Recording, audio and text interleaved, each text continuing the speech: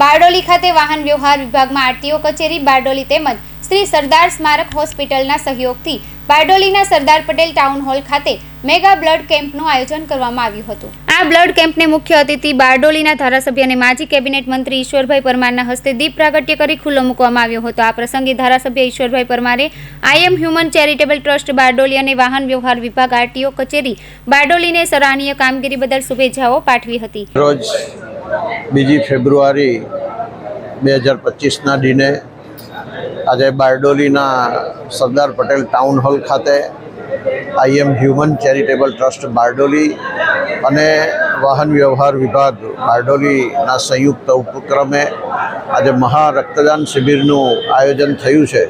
ખરેખર હું IM Human Charitable trust જેમને હું અભિનંદન આપું છું કે દર વર્ષે તહેવારો હોય, અન્ય કોઈ રાષ્ટ્રીય પર્વ હોય કે ધાર્મિક પ્રસંગો હોય ત્યારે અવારનવાર આ જનતાના જાહેર હિતમાં અન્ય કાર્યક્રમો કરતા આવે છે।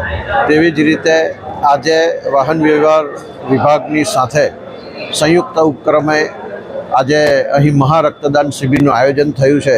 એ ખરેખર ખૂબ જ અભિનંદનને પાત્ર છે અને આ મહા રક્તદાન શિબિરમાં આ રક્તદાતાઓને એમને વાહન વ્યવહારમાં અને મુસાફરી દરમિયાન મોટર બાઇક પર અકસ્માતની સામે રક્ષણ મેળવવા માટે એઓને હેલ્મેટ પણ ભેટ આપવામાં આવી રહ્યા છે।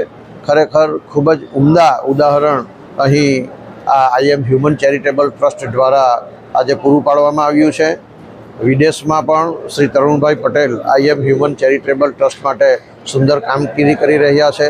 અહીં સ્થાનિક લેવલે બારડોલી લેવલે પણ હાર્દિકભાઈ પટેલ એ સુંદર કામગીરી કરી રહ્યા છે અને આજે વાહન વ્યવહાર વિભાગ આજે આ કાર્યક્રમમાં સાથે જોડાયો છે ત્યારે બારડોલી આરટીઓ કચેરીના અધિકારી અને કર્મચારીગણને પણ હું ખૂબ ખૂબ અભિનંદન આપું છું। એક સુંદર મજાનું આજે આ કાર્યક્રમ બારડોલી ખાતે થઈ રહ્યું છે। સાથે સાથે આ રક્તદાતા એઓ પણ ખૂબ આનંદ અને ઉત્સાહ સાથે આજે રક્તદાન કરવા માટે ઉપસ્થિત રહ્યા છે। અહીં રક્તદાતાઓની લાઈન લાગી છે ત્યારે આ રક્તદાતાઓને પણ આ વિસ્તારના ધારાસભ્ય તરીકે હું ખૂબ ખૂબ અભિનંદન આપું છું। જય હિન્દ, જય ભારત। 350 યુનિટ રક્ત એકત્ર કરવાના નિર્ધાર સાથે શરૂ કરાયેલા કેમ્પમાં સવારથી જ રક્તદાતાઓનો ઘસારો જોવા મળી રહ્યો હતો। આયોજકો દ્વારા રક્તદાતાઓને પ્રમાણપત્ર તેમજ હેલ્મેટ આપી સન્માનિત કરવામાં આવ્યા હતા। આ પ્રસંગે આરટીઓ કચેરી બારડોલીના અધિકારીઓ, સરદાર હોસ્પિટલ બારડોલીના સેક્રેટરી રાજેશ પટેલ, બારડોલી નગર ભાજપ પ્રમુખ અનંત જૈન અને મોટી બારડોલીના સભ્યો હાજર રહ્યા હતા।